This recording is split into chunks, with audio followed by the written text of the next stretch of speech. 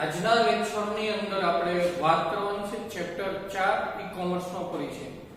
Chapter 2 અને chapter 3 એ બંને chapter practically છે. એટલે એ ચેપ્ટરના વિડિયો તમને પ્રેક્ટિકલી એક્સપ્લેન સાથે સમજાવવામાં આવશે અને ચેપ્ટર 4 અને ચેપ્ટર 5 એ પૂરેપૂરા થિયરિકલી છે. એટલે એ આપણે થિયરિકલી અહીંયા ભણવાના છે. તો ચેપ્ટર 4 ની આજે શરૂઆત કરીએ.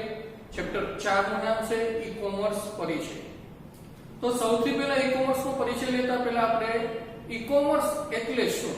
જો કે તમે BA ભણતા હશો તો BA ની અંદર કઈ ને કઈ ઈ-કોમર્સ નો ઉપયોગ અથવા તો ઈ-કોમર્સ થી અત્યારે કેટલું માર્કેટમાં આગળ વધ્યું છે એનો ખ્યાલ તમને હશે જ. છતાં પણ આપણા સિલેબસ ની અંદર ટેક્સ્ટબુક ની અંદર ચેપ્ટર છે એટલે આપણે ઈ-કોમર્સ નો પરિચય જોઈ લઈએ અને એ ઈ-કોમર્સ ની અંદર કયા કયા વિનિયોગ આવે છે એ વિનિયોગની આપણે આજે વાત કરવાની છે. તો સૌથી પહેલા ઈ-કોમર્સ નો પરિચય મેળવીએ. હવે ઈ-કોમર્સ છે એ શબ્દને છૂટા પાડીએ તો બે શબ્દ બને. એક બને ઈ અને બીજું બને કોમર્સ. શું બનશે? એક બને ઈ અને બીજું બનશે કોમર્સ. તો ઈ એટલે કે ઇલેક્ટ્રોનિક. શું કહેવાય? ઈ એટલે કે ઇલેક્ટ્રોનિક અને કોમર્સ અને કોમર્સ તમે ભણો છો ધોરણ 12 કોમર્સ અને કોમર્સ એટલે કે વ્યવસાય. કે જે વ્યવસાય વ્યાખ્યા લખી છે જે વ્યવસાય ઇલેક્ટ્રોનિક માધ્યમથી કરવામાં આવે એને ઈ-કોમર્સ કહેવાય. ઇન્ટરનેટના માધ્યમથી જે વ્યવસાય કરવામાં આવે તેને શું કહેવાય છે? ઈ-કોમર્સ તરીકે ઓળખવામાં આવે છે. પરંપરાગત વ્યવસાય હતો જે લોકો એકબીજા પાસે જઈ અને માલની ખરીદ વેચાણ કરતા હતા અથવા તો બીજી જગ્યાએ માલ મોકલવા માટે પોતે જવું પડતું હતું, વેચવા જવું પડતું હતું, ખરીદવા બીજી જગ્યાએ જવું પડતું હતું. આજે એવું નથી. દિલ્હીની કોઈ ફેમસ આઈટમ હશે તો એ પણ તમે અહીંયા ઘર બેઠા બેઠા એની ખરીદી કરી શકશો. ગુજરાતની કોઈ ફેમસ આઈટમ હશે તો એ ગુજરાતનો વ્યક્તિ આખા વિશ્વની અંદર કોઈ પણ જગ્યાએ એનું વેચાણ કરી શકશે. એટલા માટે એને ઇન્ટરનેટના માધ્યમથી વ્યવસાય કરવામાં આવે છે અને આપણે એને ઈ-કોમર્સ તરીકે ઓળખીએ છીએ. જોઈએ આગળ ઈ-કોમર્સ ની અંદર કઈ કઈ વસ્તુ બની શકે છે. તો કે ઈ-કોમર્સમાં ઉત્પાદક એટલે કે જે વ્યવસાય વ્યાપારી છે એ માલનું ઉત્પાદન કરે છે એ શું કરે છે? તો કે એ ખરીદી કરે છે, વેચાણ કરે છે, હરાજી એટલે બોલી. તમે કદાચ કઈ માર્કેટની અંદર ગયા હોય તો એક વસ્તુ મૂકેલી હોય અને એ વસ્તુનો એ જે વેપારીને વેચવાની હોય ભાવ નક્કી કરે. માનો કે હોમ થિયેટર મૂક્યું છે, હવે એની નોર્મલ પ્રાઇસ 12000 છે અને એ બોલવાની શરૂઆત કરે કે 3000. પછી સામે બેઠેલા જે ગ્રાહકો અથવા તો ખરીદનાર વ્યક્તિઓ છે એ એક પછી એના બોલ લગાવે કે ભાઈ ચલો 3000 પછી મારા ઉપર 500 એટલે 3500, કોઈ 4000, 5000. પછી છેલ્લે જેનો આંકડો મોટો આવે એને એ વસ્તુ જાય. તો આવી રીતે લોકલ ઓડિયન્સ સામે હરાજી થતી હતી. હવે આ હરાજી ઓનલાઈન થઈ ગઈ છે. કઈ રીતે? તો જે કરે તમારી કોઈ વસ્તુ હોય, તમે માનો કે ક્વિકર અથવા તો OLX ઉપર મૂકો છો. OLX ઉપર એ વસ્તુ મૂકો છો અને તમે સ્ટાર્ટિંગ પ્રાઇસ એમ કહો છો કે ભાઈ મારે 10000 જોઈએ છે. તો અલગ અલગ વ્યક્તિઓ એને ભાવ બોલાવે, બરોબર? તો પછી જેનો છેલ્લી ઉચ્ચ બોલાણી હોય પછી તમે કન્ફર્મ કરો એટલે એ વ્યક્તિને એ વસ્તુ મળી જાય. ત્યાર પછી જે વિજ્ઞાપનને આપણે કહીએ એડવર્ટાઇઝમેન્ટ. વ્યાવસાયિક પ્રવૃત્તિની અંદર જો સૌથી વધારે ઉપયોગ થતો હોય તો વિજ્ઞાપન છે. કોઈ પણ નવી માર્કેટમાં પ્રોડક્ટ આવશે તો એ પ્રોડક્ટનું એડવર્ટાઇઝમેન્ટ પહેલા કરવામાં આવશે. કેમ? કારણ કે એ પ્રોડક્ટ માર્કેટમાં જે આવી છે વ્યક્તિઓને ખબર કેમ પડે, લોકોને ખબર કેમ પડે કે આ પ્રોડક્ટથી કે આ બેનિફિટ છે, આ પ્રોડક્ટ આવું કઈ કામ કરે છે, કે લોકો સુધી પહોંચે એના માટે એડવર્ટાઇઝ આવે. જેટલું એને ઉત્પાદનમાં ખર્ચ નહીં કરતા હોય એટલો એ શરૂઆતમાં વિજ્ઞાપન એડવર્ટાઇઝમેન્ટની અંદર એ ખર્ચ કરશે. કારણ કે લોકો સુધી ખબર તો પડવી જોઈએ. અત્યારે તો ઘણા બધા વિજ્ઞાપનના એવા સાધનો આવી ગયા છે કે તમે તમારો વ્યવસાય ઓનલાઈન વિકસાવી શકો, લોકો સુધી પહોંચાડી શકો અને એકબીજાને શેર પણ કરી શકો છો. તો એ વિજ્ઞાપન છે. અને બીજું કે વૈશ્વિક સ્તરે તમે વૈશ્વિક સ્તરે કરી શકો છો. તમે કદાચ amazon.com, હવે amazon.com નામની જે વેબસાઈટ છે ને એ વૈશ્વિક સ્તરે તમને ખરીદ વેચાણ કરવાની સુવિધા આપે છે. અને જો ઇન્ડિયાની અંદર જ માત્ર તમારે ખરીદ વેચાણ કરવું હોય તો amazon.in છે. in એટલે ઇન્ડિયા, વિસ્તાર વાઇઝ નક્કી કરેલું છે. વૈશ્વિક સ્તર એટલે વિદેશમાં કોઈ પણ જગ્યાએ ટોટલ 205 દેશો છે. એ 205 દેશની અંદરથી ગમે ત્યાં તમે એ વેચાણ અથવા તો તમે ત્યાંથી ખરીદી કરી શકો. કેમાં? amazon.com. આવી છે એક બીજી વેબસાઈટ છે alibaba.com. એ alibaba.com નામની વેબસાઈટની અંદર પણ તમે ખરીદ કરી શકો. પણ એ વેબસાઈટ છે ને એ વ્યવસાયથી વ્યવસાય છે. એટલે એમાં વેપારીથી વેપારી ખરીદી શકે. તમને એક વસ્તુ ન મળે, એક કરતા જથ્થાબંધ વસ્તુ તમારે મંગાવવી પડે. બરોબર? આગળ જેમ જેમ એ કોન્સેપ્ટ આવશે એમ આપણે એનો અભ્યાસ પણ કરીશું. અત્યારે ખાલી વૈશ્વિક સ્તર આવ્યું છે એટલે આપણે જોઈ લીધું. તો આવી રીતે વ્યવસાય કરી શકે. ઉત્પાદક ખરીદી કરીએ કે વેચાણ કરીએ કે હરાજી કરીએ કે વિજ્ઞાપન એટલે કે એડવર્ટાઇઝમેન્ટ કરી શકે અને વૈશ્વિક સ્તરે કરી શકે. હવે બીજું શું થાય છે તો કે અત્યારના જે લોકો છે ને એ પરંપરાગત વ્યવસાય કરતા ઓનલાઈન વ્યવસાય કરવામાં અને ઉત્પાદન વ્યવસાય કરવામાં અને ઉત્પાદન વેચાણ કરવું વધુ સરળ બન્યું છે. કેમ? પરંપરાગત વ્યવસાય તો એમાં કેવું હોય કે માનો કે તમે અહીંયા કોઈ પણ માર્કેટની અંદર તમારી શોપ શરૂ કરો છો તો ત્યાં તમને ઓડિયન્સ એટલે કે પબ્લિક જે લોકો ગ્રાહકો છે એ ક્યાં સુધી મળશે? સુરતમાં તમે શરૂ કરો છો એટલે સુરતનું જ પબ્લિક આવશે અને એ પણ જે તે વિસ્તારનું આવશે. તમને ઓડિયન્સનો ગ્રોથ કેટલો મળશે તો કે ઓછો મળશે. હવે વેપાર તમારે વધારવો છે, તમારો ધંધો આગળ વધારવો છે, ગ્રોથ તમારે ઉપર લઈ જવો છે, ઉત્પાદન વધારવું છે તો તમારે ગ્રાહકો વધારે જોઈશે. ગ્રાહકો ઓછા તો ઉત્પાદન ઓછું થવાનું. એટલે કે તમે પેલો માંગ અને પુરવઠો ભણ્યા છે. જો માંગ વધે તો પુરવઠો ઘટે. કેમ? તો કે જે વેપારીએ જે વસ્તુ બનાવી હોય એનો સ્ટોક હોય, માંગ હોય એટલે બધી વસ્તુ જતી રહે. એટલે જે સ્ટોક પડ્યો એ ઘટતો જાય. અને જો માંગ ઘટી એટલે કે ગ્રાહકોની ડિમાન્ડ જ નથી તો ઓલી વસ્તુ બનાવેલી હોય એ કેવી રહે? એ વધી અને માંગ કેવી થઈ જાય? ઓછી. તો ધંધાકીય પ્રવૃત્તિની અંદર શું જોઈએ? માંગ વધારે જોઈએ. જો માંગ વધશે તો પુરવઠો ઓટોમેટિક વધશે. પુરવઠો વધે, માંગ ઘટે તો માંગ ન વધે. કારણ કે વેપાર ગ્રાહકો ઉપર ધંધો નિર્ભર કરતો હોય છે. માર્કેટની અંદર કઈ વસ્તુની ડિમાન્ડ છે એ પણ ઓનલાઈન માધ્યમ દ્વારા જાણી શકાય છે. પરંપરાગત વ્યવસાયમાં કેવું હતું? ગ્રાહકો લિમિટેડ હતા, એના આજુબાજુના વિસ્તારોમાં જ આવતા હતા. પણ તમે અહીંયા વૈશ્વિક સ્તરે કરી શકો છો.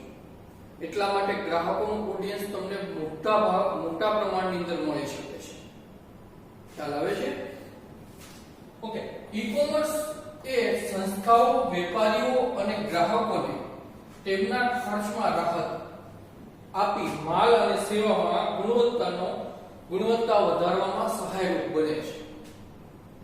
કોને? તો કે સંસ્થાઓ છે, વેપારીઓ છે, ગ્રાહકો છે, અને ખરીદ વેચાણ જે કંઈ કરે છે એમની અંદર ઓછા સમયની અંદર એ ઝડપથી માલને બીજી જગ્યાએ ડિલિવર કરી શકે છે.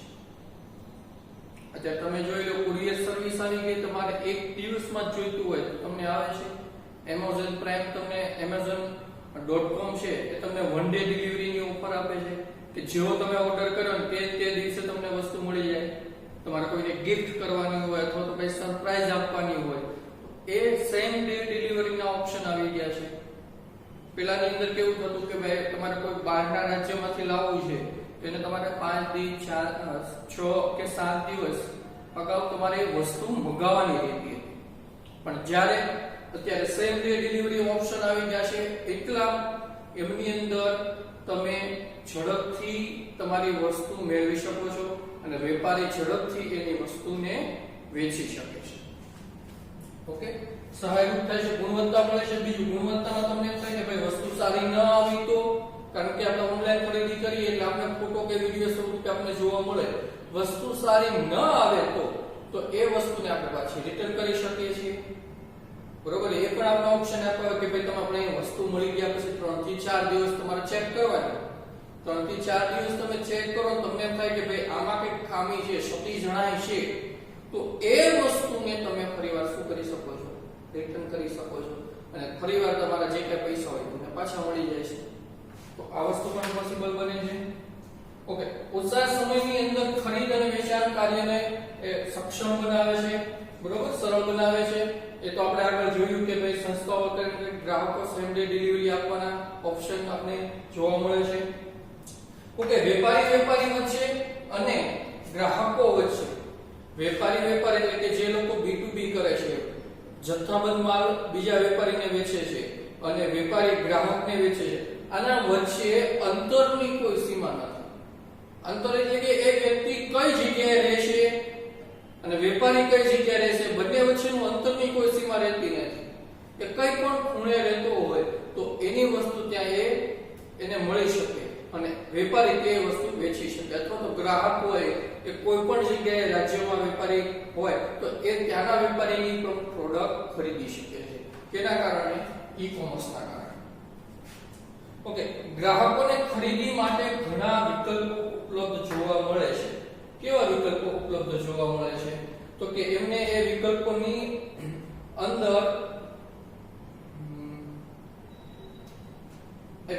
અંદર એને અલગ અલગ પ્રકારની વળતર મળતું હોય છે. તમને જોતા હોય કે ભાઈ ઓફરો આવે કે ગ્રાહકને એમ થાય કે ભાઈ આ પ્રોડક્ટની અંદર ઓફરો છે ને એમાં ક્રેડિટ કાર્ડ, ડેબિટ કાર્ડની ઓફર હોય, બરોબર, અથવા તો કોઈ પ્રોમો કોડ હોય, તો એના કારણથી એ વસ્તુને સાવ સસ્તા ભાવે ખરીદી શકે છે.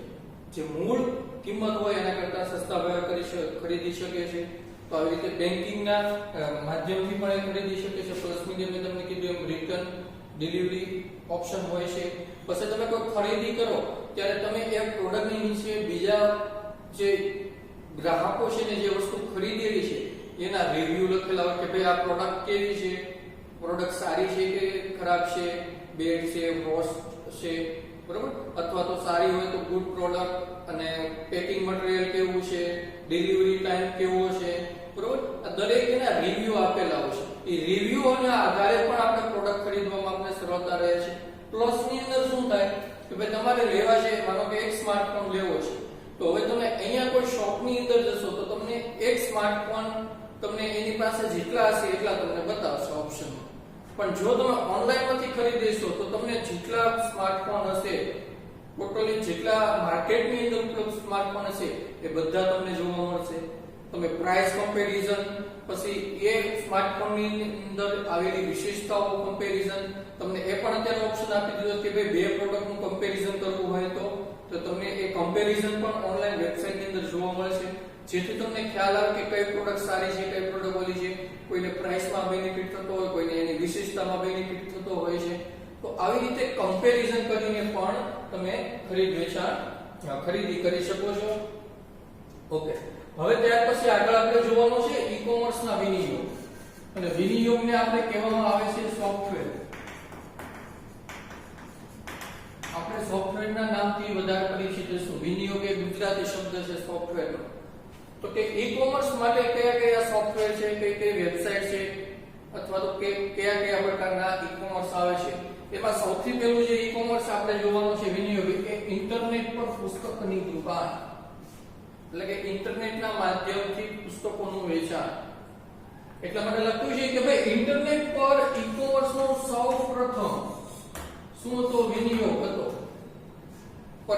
પરીક્ષા બોર્ડની પરીક્ષાની અંદર ખાસ પૂછાય છે, નોંધ કરી લેજો કે ઈ-કોમર્સ નો સૌપ્રથમ વિનિયોગ કયો હતો, અથવા તો ઈ-કોમર્સના માધ્યમથી સૌપ્રથમ શેનું વેચાણ કરવામાં આવતું? તો આપણે આવશે પુસ્તકોનું. વિનિયોગ કયો હતો? તો કે પુસ્તકોની દુકાન, બરોબર. હવે આ પુસ્તકોની દુકાન ઇન્ટરનેટના માધ્યમથી શું બેનિફિટ રહે, શું કામ કરવામાં આવે છે, બરોબર. તો જોઈએ કે ગ્રાહકોને ઇન્ટરનેટ પર પુસ્તકો ખરીદવા પસંદ પડે છે. કેમ ઇન્ટરનેટ પર પુસ્તકો ખરીદવા પસંદ પડે છે? તો એના માટે કારણ આપ્યું છે. હવે તમે જો ગૂગલ છે, ગૂગલ એમાં પ્લે બુક એનો ઓપ્શન આવે છે, ગૂગલ પ્લે બુક. તો હવે પ્લે બુક ની અંદર તમે કોઈ પણ બુક ખરીદો ને પહેલા એ તમને બુકનું સેમ્પલ આપે, બરોબર? એ સેમ્પલ આપે ને તમને એની 10-15 પેજ તમને રીડ કરવા આપે. એ રીડ કરી ઉપરથી તમે નક્કી કરી શકો કે ભાઈ આ બુક વાંચવામાં મને રસ પડશે. જો તમને રસ ઇન્ટરેસ્ટ જાગે તો તમે એ બુકને શું કરો છો, ખરીદી શકો છો, બરોબર? બીજું શું આવે છે ભાઈ, એ તો આપણે ગૂગલ પ્લે ની વાત કરી છે, પણ એમેઝોન પ્રાઇમ ની અંદર તમે જશો તો એમની અંદર તમને પુસ્તક વિક્રેતા એટલે કે જે લોકો પુસ્તકોનું વેચાણ કરે છે એ વ્યક્તિઓ શું કરે છે કે પુસ્તકોને વર્ગીકૃત યાદી દર્શાવે છે.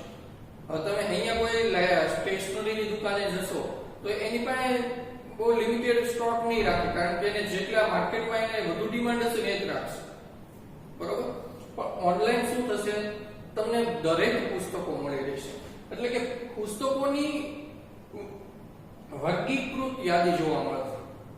વર્ગીકૃત ની અંદર કોઈને નવલકથા હોય, નવલિકા હોય, કોઈને હોરર જોઈતી હોય, કોઈને ઇતિહાસ પ્રકારની જોઈતી હોય, કોઈને રોમેન્ટિક બુકો વાંચવાનો શોખ હોય, કોઈને કુકિંગ પ્રકારની હોય, કોઈને બિઝનેસ પ્રકારની હોય, બરોબર?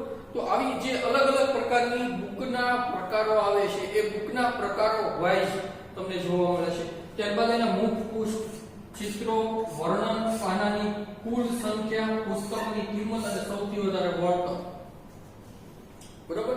આ બેનિફિટ એટલા મળે છે કે ભાઈ મુખ પૃષ્ઠ એટલે કે ચિત્ર આખું બુકનું જે ફ્રન્ટ પેજ હોય એ જોઈ શકાય, બરોબર? પછી એનું વર્ણન, તમને ટૂંકમાં વર્ણન આપેલું હોય કે આ બુકની અંદર કેવી માહિતી છે, લેખકનું જે વર્ણન હોય એ વર્ણન લખેલું હોય. પાનાની કુલ સંખ્યા, કેટલા પેજની બુક છે એ, પુસ્તકની કિંમત પણ આપે ને એ પુસ્તક ઉપર કેટલા ટકા ડિસ્કાઉન્ટ તમને જોવા મળશે, તો એ ડિસ્કાઉન્ટ પણ તમને ત્યાં આપવામાં આવે છે. અને એમાં જો કોઈ સ્પેશિયલ ઓફર હોય તો તમને સસ્તા ભાવે પણ બુક મળી રહે છે. જેવી માહિતીઓ આપણે ઇન્ટરનેટના જે પુસ્તકોની દુકાન છે એના પરથી મેળવી શકીએ છીએ. ત્યારબાદ આવે છે શું થાય કે ભાઈ પુસ્તકો આપણે લાઇબ્રેરીમાં જઈએ તો આપણે જનરલી એ પુસ્તકો જે જોઈતા હોય એ આપણે શોધવા થોડા અઘરા પડતા હોય છે, બરાબર? તો હવે આ વિનિયોગની અંદર કેવું હોય કે ભાઈ તમારે જે પુસ્તક લેવું એ પુસ્તકનું માત્ર શું નાખો ના, અને તમે એન્ટર આપો એટલે કે એ જ પુસ્તક તમને જો અલગ અલગ વિક્રેતા હશે તો તમને અલગ અલગ ભાવમાં અલગ અલગ ઓફરની અંદર જોવા મળશે. તમને એમ લાગે કે ભાઈ મને આ સસ્તું પડે છે, મારે આ વિક્રેતા પાસેથી લેવું છે, તો તમે એ વિક્રેતા પાસેથી ખરીદી શકો માત્ર પુસ્તકના નામ નાખવાથી. પછી તમને પુસ્તકનું નામ નથી આવતું અથવા તો તમને કોઈ લેખક ગમે છે, બરોબર? તો એ તમે લેખકનું નામ, માનો કે તમને જય વસાવડાના જે પુસ્તકો આવે છે, કાજલ ઓઝાના જે પુસ્તકો આવે છે, તમને એ ખરીદવાનો રસ છે, તો તમે ખાલી એનું નામ નાખશો એટલે કે એના જેટલા પુસ્તકો લોન્ચ થયા છે, જેટલી આવૃત્તિ છે, બધા પુસ્તકોની આવૃત્તિ તમને મળી રહેશે. અને એમાંથી તમારે જે આવૃત્તિ અથવા તો જે પુસ્તક જોઈતું છે એ તમે ખરીદી શકશો, બરોબર? તો આવી રીતે પુસ્તકોને શોધી શકાય છે. બીજું કે ઓનલાઈન પુસ્તકોમાં પ્રથમ પુસ્તકોની દુકાનમાં મેં તમને વાત કરી ને કે ભાઈ ઈ-કોમર્સનો સૌપ્રથમ વિનિયોગ કયો હતો, તો કે પુસ્તકોની દુકાન.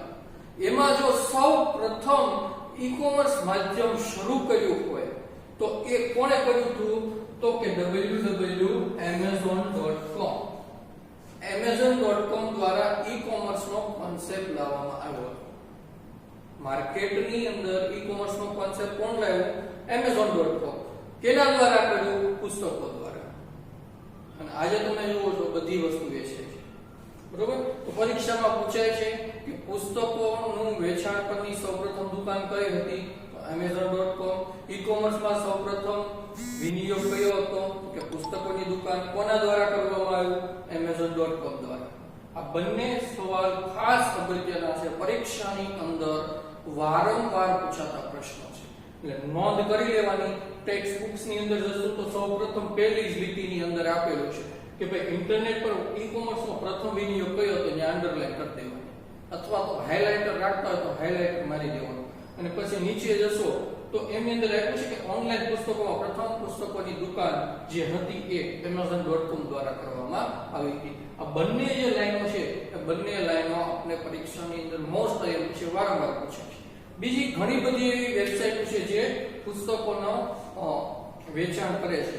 હા, પરીક્ષામાં એવો પણ પ્રશ્ન પૂછી કે નીચેનામાંથી કયો પુસ્તકોનો વેચાણ માટેનો વિનિયોગ છે અથવા તો વેબસાઈટ છે, બરોબર, અથવા તો વેબસાઇટ નથી તો આપણે 4 વેબસાઇટ યાદ રાખવાની છે. amazon.com બધાને યાદ રહી જશે કારણ કે આપણે જનરલ લાઈફની અંદર એનો ઉપયોગ કરીએ છીએ. બીજી કઈ છે તો કે shopping.indiatimes, times of India newspaper છે, યાદ હોય તો શું કરવાનું? શોપિંગ કોની પાસેથી? ટાઈમ્સ ઓફ ઇન્ડિયા નહીં પણ ઇન્ડિયા ટાઈમ્સ. શોપિંગ કોની પાસેથી કરીએ છીએ? indiatimes.com. બરોબર, આપણે શું કરવું છે? પુસ્તકોનું વેચાણ કોની પાસેથી? એટલે કે શોપિંગ, વેચાણની ખરીદી કરવી છે તો પુસ્તકોની ખરીદી કરવી છે એટલે કે શોપિંગ કોની પાસેથી કરવી છે? તો કે indiatimes.com પાસેથી. એટલે કે વેબસાઇટનું નામ યાદ રહેશે shopping.indiatimes.com. યાદ રહી ગયું?